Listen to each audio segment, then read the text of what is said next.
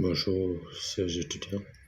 Ce module Jazz Hôtelier concerne les auxiliaires des techniques sanitaires en hygiène et assainissement en devenir et les agents d'hygiène spécialisés.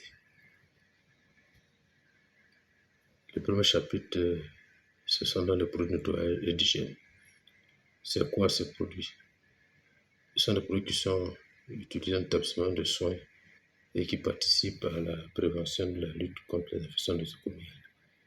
Ces produits interviennent à deux niveaux: l'hygiène des soins dispensés aux patients et l'hygiène de l'environnement du patient. On distingue donc les produits destinés aux patients, aux soins des patients, que sont les savons et les antiseptiques, les produits liés aux locaux, à l'environnement et à l'équipement, c'est-à-dire détergents, désinfectants, désinfectants. Quel que soit donc l'acte, il faut toujours nettoyer avant de pratiquer l'antisepsie et la désinfection. C'est quoi dans le détergent? Les savons et détergents sont des tensioactifs qui provoquent le décollement des souillures et leur support ainsi que leur mise en suspension de la solution de lavage. Leur action n'est pas désinfectante. Les savons et les détergents sont indiqués pour leur pouvoir nettoyant. Le tableau ci-après nous donne une classification des détergents. Parce qu'il y en a qui sont fortement acides, d'autres sont faiblement acides. Il y en a qui sont neutres. Donc les savons sont des détergents neutres. Et donc, comme l'indique en dessous, les savons sont des détergents à pH neutre ou totalement ou pas faiblement acide qui contient des tensioactifs. Critères de choix des détergents. Les détergents doivent répondre à certaines exigences et posséder une efficacité maximale dans son domaine, qu'il soit nettoyant ou désinfectant, être stable à la chaleur, au froid et à l'air et à la lumière, être inoffensif pour l'utilisation, être biodégradable à 90%, ne pas être agressif vis-à-vis du revêtement cutané ou du matériel, se diluer facilement s'il doit être dilué, être adapté à la qualité de l'eau, se resser facilement, avoir un consommation adapté aux besoins de l'utilisateur, avoir un bon rapport qualité-prix, ne pas laisser de traces au séchage. Les antiseptiques et les désinfectants. Quelques définitions vous sont données: antiseptiques, antisepsie, désinfectant, désinfection. Quels sont les critères de choix des antiseptiques et désinfectants? Ils doivent également répondre à certaines exigences et posséder un spectre d'activité en corrélation avec l'objectif fixé. Ça peut être dans la bactéricidie, la fongicidie, la virucidie et ou sporicidie, tuberculosidie, mycobactéricidie. Avoir une toxicité minimale, être biodégradable, ne pas être agressif vis-à-vis du revêtement cutané ou du matériel. Être compatible avec le produit nettoyant utilisé pour le nettoyage préalable. Avoir un conditionnement adapté aux besoins. Préférer donc les unidoses. Avoir un bon rapport qualité-prix. Résister aux contaminations extérieures. Ne pas laisser de traces au séchage. Quelles sont les précautions d'usage des produits antiseptiques et désinfectants? Quel que soit le produit, il est impératif de se conformer aux indications d'utilisation du fabricant. Limiter le nombre de produits utilisés dans le même établissement. Respecter les indications, protocole du service. Respecter le dosage, car le sous-dosage est inefficace et le sous-dosage peut détériorer les tissus vivants et les surfaces. Utiliser sur la peau ou une surface toujours propre. Renouveler la solution diluée toutes les 24 heures ou selon l'indication du fabricant. Respecter le temps de contact, température de l'oxydilation. Respecter les dates d'opération, date à l'ouverture. Étiqueter, dater et fermer les flacons. Utiliser les emballages d'origine. Assurer une bonne rotation des stocks pour éviter les périmés. Stocker les produits à l'abri de la lumière, de la chaleur et de l'humidité. Nettoyer les flacons entre deux utilisations. Ne pas mélanger ou employer successivement deux produits différents, car il peut y avoir des risques chimiques dangereux et risques d'identification ou d'incomptabilité. certains produits comme les désinfectants ne peuvent ne pas être mélangés ne doit pas se mélanger à l'acide par exemple. Et le schéma ci-après nous donne un récapitulatif de la procédure de désinfection. Et donc, vous voyez que quand on dit nettoyer, c'est enlever les salissures.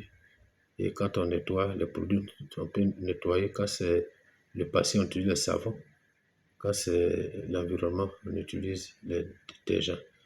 Désinfecter, quand c'est le patient, on utilise les, les antiseptiques. Mais quand c'est l'environnement, on utilise les désinfectants. Et donc, en fonction de la situation où on voit qu'est-ce qui est mis en œuvre. Si c'est la désinfection, si c'est une action nettoyante, si c'est une action nettoyante désinfectante. J'avais ces usages. J'avais le teint désinfectant à tout degré, qui est détachant, désodorisant, blanchissant, mais efficace quand il est étudié. Il est utilisé comme antiseptique au degré inférieur à 5 degrés. Ne pas mélanger au détergent et à l'acide. Conservé dans un emballage opaque. Il est nommé extrait ou concentré de javel à 48 degrés, 36 degrés, eau de javel à 12 degrés, 8 degrés, eau javelisée quand sa concentration est inférieure à 8 degrés. Et il y a une correspondance entre le degré chronométrique et le pourcentage de chlore actif. Ainsi, un degré chronométrique correspond à 0,25% de chlore actif. La méthode de dilution de javel est celle de la méthode pratique. Elle consiste donc à connaître la concentration initiale et se fixer une sensation finale. Et donc, la quantité, pour avoir la quantité, il s'agira donc qui est N, il s'agira donc de diviser la concentration initiale par la concentration finale. Et donc, la formule de dilution nous donne donc que on prend un volume de javel à YDD plus N moins un volume d'eau. Et donc, ce schéma, cette affiche-là, nous met en œuvre les résultats de la méthode de calcul de N est égal à CICF. Le N, c'est la quantité finale du produit dilué. Pour conserver donc le javel, quand c'est le concentré de javel, il faut le conserver dans les 3 mois qui suivent la date de fabrication. L'eau de javel prêt à l'emploi, on a 1 an si l'opération industrielle. Et quand le berlingot, le concentré de javel est dilué, pour avoir de l'eau javel, on a maximum 1 mois. Et pour toute dilution dont la concentration est inférieure à 8 degrés, et nous avons donc une période de 1 jour maximum pour l'utiliser. Donc, ou bien on l'utilise immédiatement. La méthode de dilution de l'alcool consiste donc à taper sur le net la table de mouillage de l'alcool. Et pour votre information, le volume initial que les chimistes ont déterminé, c'est toujours 100 ml. Le volume initial de l'alcool, c'est 100 ml, quelle que soit la concentration initiale. Et donc, si par exemple, moi j'ai mon alcool 95 degrés qui est dans la deuxième ligne et que je voudrais obtenir l'alcool 60 degrés dans la deuxième colonne, je me mets au niveau du 95, je fais un trait vertical jusqu'en bas. Je me mets au niveau de l'alcool que je vais avoir, je fais un trait horizontal. Les 2 traits se touchent en un point qui est le 63. 63 représente la quantité d'eau que je dois ajouter à 100 ml d'alcool 95 degrés. En ce moment-là, je viens obtenir donc 100 plus 63, ça fait donc 163 ml d'alcool 60 degrés. Comment comprendre une fiche technique d'un produit? C'est donc sa carte d'identité et l'utilisation efficace du produit requiert la compréhension de chaque information sur la fiche. Qui est donc le nom du produit, référence, l'indication, un mode d'utilisation, l'aspect d'activité, la contre-indication, les précautions d'usage. Donc, pour pouvoir utiliser convenablement un produit, il faut pouvoir exploiter tous ces éléments-là. L'hygiène des mains. L'hygiène des mains, à l'hôpital, on a donc 2 techniques d'hygiène des mains, globalement, et 5 protocoles d'hygiène des mains. Et donc, la première technique, c'est la technique de lavage. Et la technique de lavage consiste à utiliser un produit et de l'eau. Et les protocoles de technique de lavage sont donc 3. Lavage simple, lavage hygiénique, lavage chirurgical. Et dans la technique de friction, on n'utilise pas de l'eau, mais c'est avec une solution hydroalcoolique ou bien du gel. Et il y en a 2 protocoles, protocole de friction hygiénique et friction chirurgicale. Et dans le lavage simple des mains, les buts sont donc indiqués et les indications sont aussi dans le tableau. Et les produits utilisés, le matériel sont là indiqués dans le tableau. Et la technique, donc, c'est un protocole qui est là. Il faut donc respecter textuellement tout ce qui est indiqué, que vous voyez sur l'image. Mais le temps maximum, c'est entre 30 et 60 secondes. Le lavage hygiénique consiste à un peu la même technique que le lavage simple. Ça se fait aussi en 30 secondes, mais pendant que le lavage simple, on le fait quand on va manger, par exemple, on sort des toilettes. Pour le lavage hygiénique, on fait le lavage hygiénique avant tout contact avec un objet ou linge potentiellement contaminé. Après contact avec un patient infecté ou porteur d'une bactérie multirésistante. Voilà. Et le produit, on utilise un produit antiseptique, alors que pour le lavage simple, c'est un savon liquide doux. Mais la technique est la même. L'entretien des locaux. Les procédures de l'entretien des locaux sont que l'opérateur doit porter une tenue vestimentaire propre et adaptée, pratiquer une hygiène des mains en début et à la fin, et chaque fois que nécessaire, porter des gants, respecter les précautions d'emploi des produits utilisés, respecter un ordre logique dans le domaine des opérations, en commençant par les locaux les moins contaminés, en allant du propre vers le sale et de haut en bas, en toujours désinfectant en nettoyant toujours avant de désinfecter. Il consiste à vérifier que le matériel soit en bon état de fonctionnement et en conformité avec les règles de sécurité. Il consiste donc à nettoyer le matériel et à désinfecter le matériel après l'utilisation. Les locaux à l'hôpital sont classés en 4 zones de risque. Il y a la zone 1, la zone 2, la zone 3 et la zone 4. Et donc, selon donc les zones, la zone 1, le risque est minime, la zone 2, risque moyen, la zone 3, risque sévère, la zone 4, très haut risque. Et donc, dans la zone 1, là-bas, on fait un nettoyage quotidien. Dans la zone 2, on fait un nettoyage désinfection quotidien. Dans la zone 3, on fait un nettoyage désinfection pluriquotidien. Dans la zone 4, on fait un nettoyage désinfection pluriquotidien plus désinfection terminale. Et donc, la zone 4, c'est l'exemple des locaux de blocs opératoires. Et donc, le tableau nous indique quelques éléments de ces zones-là. Voilà, ici aussi, c'est la même chose, c'est la suite du tableau. Voilà, bloc opératoire pour la zone 4. La maternité pour la zone 3. Et la pharmacie pour la zone 2. Voilà. Les techniques de poussiérage en matière d'entretien des locaux sont donc le essuyage humide des surfaces, le balayage humide des sols et le nettoyage par aspiration. Et les techniques de lavage des sols sont donc le lavage manuel des sols, le lavage mécanique des sols et le traitement des sols. Donc il y a donc 3 techniques. Sans oublier l'entretien par la vapeur. Voilà.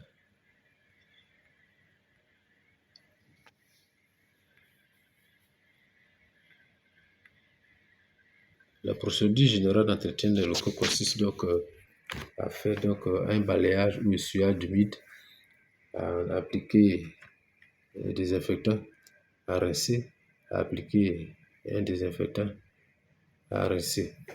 Ou a fait un balayage ou essuyage humide, appliqué un détergent désinfectant et a rincé. La première technique, il s'agit donc de quand on a deux produits différents, c'est-à-dire on a un désinfectant et un détergent. Pendant que pour la deuxième, le produit est combiné, le produit est à la fois détergent, désinfectant. D'où la, une procédure très courte, contrairement à quand on utilise deux produits différents. Les dispositifs médicaux réutilisables qui sont dénommés généralement DMR regroupent des matériels très différents destinés à des utilisations variées, prévention, dépistage, diagnostic, thérapeutique. Ce traitement devra donc être effectué après avoir évalué le niveau de risque infectieux. Et donc, ici, le tableau indique un peu le classement des DMR et les traitements requis. Donc, quand le matériel doit être introduit dans le système vasculaire ou dans une cavité stérile, comme les instruments chirurgicaux, on dit que le niveau de risque de ce matériel, on dit il est haut risque et il est classé critique. Et à ce moment-là, on fait une stérilisation ou à défaut, une désinfection de haut niveau. Quand le matériel va en contact avec une muqueuse, une posée superficiellement, comme le spéculum par exemple, le matériel là, on dit que le niveau de risque c'est risque médian et il est semi-critique. Et donc, on fait une stérilisation à défaut, une désinfection de haut niveau. Et quand le matériel va en contact avec la peau saine du patient, comme le thermomètre par exemple, le niveau de risque c'est risque bas et il est classé non critique. Et donc, on met en place la désinfection de bas niveau. Donc, on cherche simplement à tuer les bactéries et puis bon, c'est suffisant.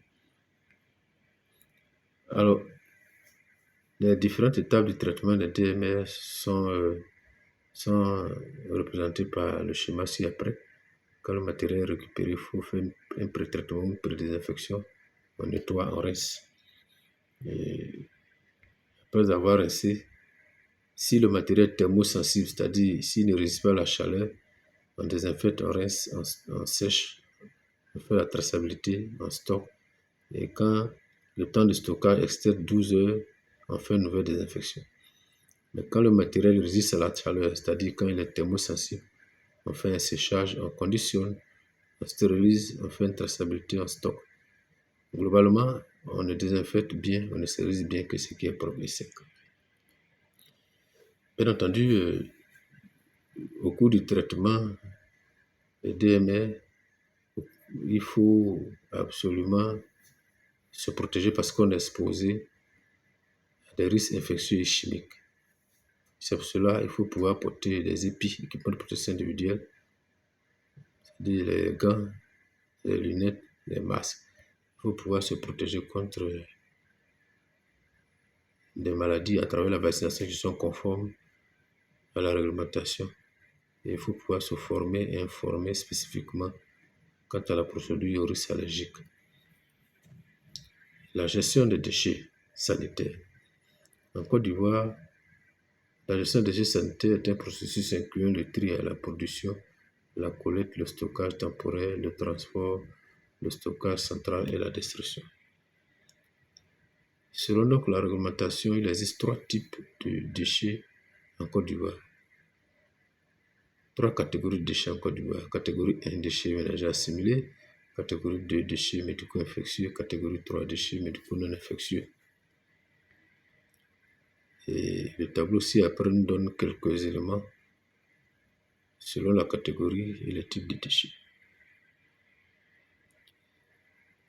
Voilà donc un récapitulatif de la gestion des déchets. Et donc, quand on arrive à l'hôpital, on voit les déchets sanitaires. Et les déchets sanitaires sont en 3 catégories: déchets ménagers assimilés, déchets médicaux infectieux, déchets médicaux non infectieux. Et vous voyez que là, les déchets ménagers assimilés sont recueillis dans des sachets poubelles ou poubelles noires et sur la filière de l'ordure ménagère. Les déchets médicaux infectieux, catégorie 2, se subdivisent en déchets anatomiques humains qui sont recueillis dans des sachets poubelles jaunes ou rouges et ils vont à l'incinération. Et les déchets non anatomiques infectieux qui se subdivisent en déchets piquants tranchants sont recueillis dans des poids de sécurité et ils vont à l'incinération. Pendant que les autres déchets non infectieux sont les déchets non anatomiques infectieux sont tels que les gants usagés, les compresses usagées sont recueillis toujours dans les sachets poubelles jaunes ou rouges et vont à l'incinération. La dernière sous-catégorie des déchets non anatomiques infectieux, ce sont donc les déchets liquides qui sont recueillis dans des stations d'épuration, sont traités préalablement dans des stations d'épuration ou recueillis dans les fosses septiques et qui suivent la filière de traitement des eaux usées. Les déchets médicaux non infectieux se subdivisent en déchets pharmaceutiques et en déchets chimiques et ils sont recueillis dans des bocaux spéciaux et ils vont, celui donc que tu as envoyé vient les chercher. En parlant de retour au fournisseur. Comment se traitent les déchets sanitaires? Toute prise en charge de l'élimination de déchets sanitaires par un prestataire de services doit faire l'objet d'une convention. Pour une production supérieure à 5 kg par semaine, les déchets doivent être traités dans un délai de 72 heures maximum. Entre 5 et 100 kg, ce traitement doit se faire dans les 7 jours et celle inférieure à 5 kg, le délai est de 3 mois. Dans tout le cas, un bordereau de transport est établi permettant une traçabilité du déchet du producteur jusqu'à l'élimination. Alors, voilà globalement résumé les 5 chapitres pour donc notre cours de spécialité destiné aux agents d'hygiène spécialisés et aux auxiliaires techniques sanitaires en hygiène et assainissement. Je vous remercie.